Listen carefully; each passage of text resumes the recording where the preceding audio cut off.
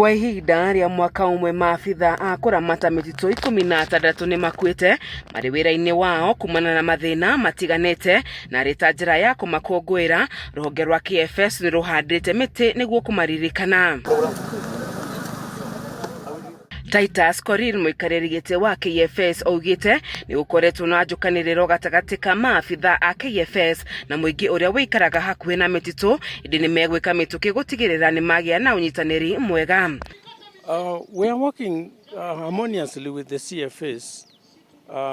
We've had public participation to explain to them the importance of maintaining the forest, because I know they are keen in trying to get land to plant, food crops, but at the same time, that is causing a lot of damage to the forest trees. But we have agreed that after planting, we allow them 3 years to be in the forest, and then they move on to another area where it's been cleared. Kamanda wa KFS Mohamed Adan augĩte maabitha amwe nĩ makoretwo na ũhagũku wa mĩtugo, ĩndĩ maabitha aya nĩ megũthũrimwo kerĩ. Also, we're training our rangers on human rights based approach, where they respect the right and privilege of the communities. Communities depend on their livelihood, forest for life, for their livelihood, for their water, for their firewood, for their resources, for grazing, for pellets. So they are part of us.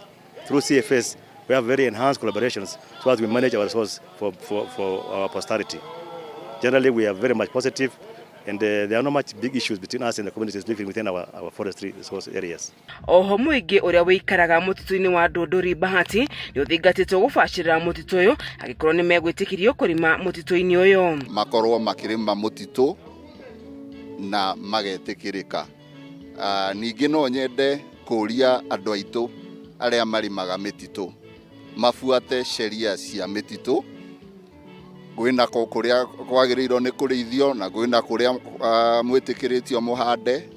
Ningĩ mũthaitha mũbuate sheria cia mĩtitũ nĩguo tũtigakorwo na conflict na rangers. Ngĩribotera ceceni ya Kameme TV kuma gĩcigo mbunge kĩa Bahati kaunti-inĩ ya Naikuru, ĩtagwo Wanjeri wa Kariuki.